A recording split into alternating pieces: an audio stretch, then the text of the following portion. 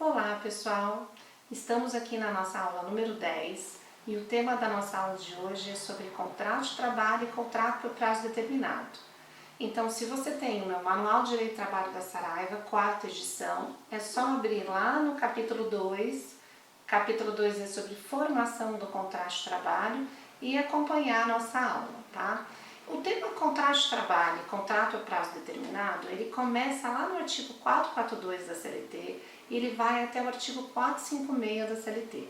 Então, primeiro você tem que saber o que é contrato de trabalho. O artigo 442 da CLT diz que contrato de trabalho é o acordo tácito ou expresso correspondente à relação de emprego. Bom, o que significa isso? Acordo tácito ou expresso? Significa que o contrato de trabalho, ele tem uma natureza contratualista, acordo expresso, e uma natureza anticontratualista, acordo tácito. Se você pega o livro dos doutrinadores, quando eles vão falar sobre o conceito de trabalho, eles explicam que o conceito do contrato de trabalho foi muito influenciado na época por duas teorias, a teoria contratualista e a teoria anticontratualista. E para redigir esse artigo 442, houve um consenso entre essas duas correntes de que as duas correntes iam ser retratadas na redação do 442.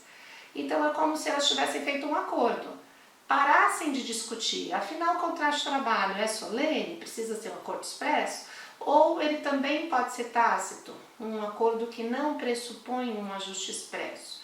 Então houve um consenso. E esse consenso quem ganhou foi o direito do trabalho, porque o conceito ficou amplo. Tanto faz se houver acordo expresso, verbal ou escrito, ou acordo tácito. O contrato de trabalho, na verdade, ele nasce da presença dos requisitos da relação de emprego. Lá nas primeiras aulas aqui do meu canal, eu expliquei para vocês os requisitos da relação de emprego, que seriam quais mesmo? Vamos se lembrar aqui? 5 requisitos. Primeiro, pessoalidade, não eventualidade, subordinação jurídica, onerosidade e alteridade. Pois bem, agora vamos falar sobre o contrato por prazo determinado. O contrato por prazo determinado está previsto lá no parágrafo 2º do artigo 443. E aqui no meu livro eu começo a falar sobre esse tema na página 173, tópico número 5. E eu começo explicando o conceito. O que é contrato por prazo determinado? É um contrato que tem prazo para acabar, que você já sabe o fim dele, quando ele vai acabar. Mas, professor, esse prazo, esse final, ele é definido uma data, dia 1º de abril? Depende, existe o contrato que tem termo certo, existe o contrato que tem termo incerto. Quando tem termo certo, eu sei a data, vai acabar dia 31 de abril. Quando o termo é incerto, embora não tenha uma data prevista, eu consigo fazer uma previsibilidade de quando ele vai acabar. Então, eu, por exemplo, coloco no contrato que o contrato vai ser extinto quando terminar a organização da biblioteca do escritório. Então, eu tenho um projeto, uma tarefa, que eu consigo fazer uma previsão aproximada de quando será o seu término. Tudo bem?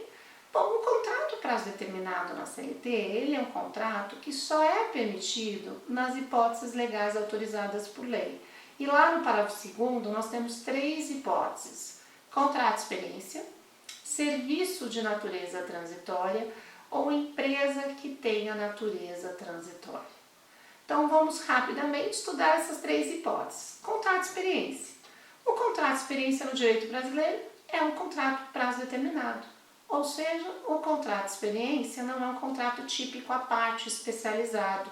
Ele foi tipificado como uma modalidade de contrato que tem prazo para acabar. E com isso, acarreta todas as consequências do contrato por prazo determinado que a gente vai ver no finalzinho desse vídeo. Serviço transitório. Por exemplo, se eu contrato alguém para fazer a instalação de um programa SAP numa empresa. É um serviço transitório. É um serviço que não é permanente, constante, que eu preciso pontualmente. Então, para serviços transitórios, para projetos, fases de projetos, eu posso contratar por prazo determinado. Terceira hipótese, atividade empresarial transitória. Empresas que a sua atividade fim é transitória. Empresas sazonais, por exemplo, nós temos a Nathalie, que é uma empresa de enfeites de Natal.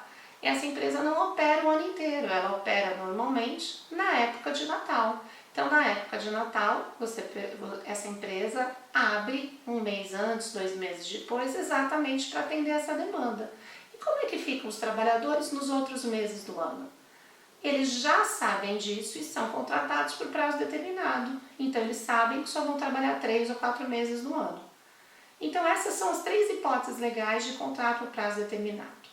Peculiaridades desse tipo de contrato. Número 1, não cabe aviso prévio, salvo se as partes estipularem o que a gente chama de cláusula assecuratória do direito recíproco de rescisão, que está lá no artigo 481 da CLT.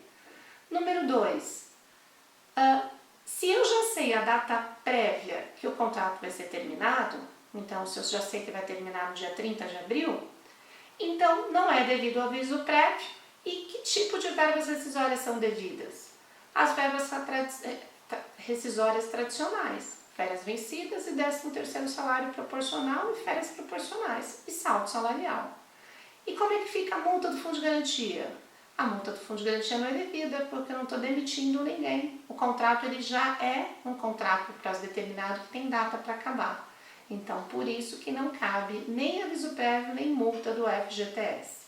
Ok? Por isso que uma das peculiaridades desse contrato é o fato de as verbas rescisórias serem reduzidas. Além disso, os afastamentos por doença e acidente do trabalho, se não houver uma previsão legal expressa no contrato, eles não são computados. Então, se o contrato tem 1 ano e eu fiquei 1 mês afastada porque eu peguei uma gripe forte, esse contrato vai acabar na data pré-determinada, 31 de dezembro. Não vai prorrogar mais 1 mês por conta desse afastamento.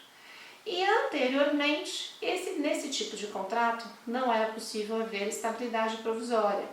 A gestante, o trabalhador acidentado, que sofresse um acidente ou a gestante que engravidasse durante esse contrato, o que acontecia? O contrato não era prorrogado. O TST mudou esse entendimento em 2011 e aí a partir de então, tanto gestante como trabalhador acidentado, se ocorrer qualquer uma dessas hipóteses durante o contrato por prazo determinado, o contrato pode ser prorrogado sim. Ok? Então hoje a gente fala que só temos 2 peculiaridades desse tipo de contrato: verbas rescisórias reduzidas e os afastamentos não se computam dentro do prazo, exatamente porque as estabilidades provisórias passaram aí a ser sim um direito desse trabalhador. Bom, espero que tenham gostado da aula de hoje. Não se esqueçam de estudar esse tema aqui no meu manual e vejo vocês na nossa próxima aula.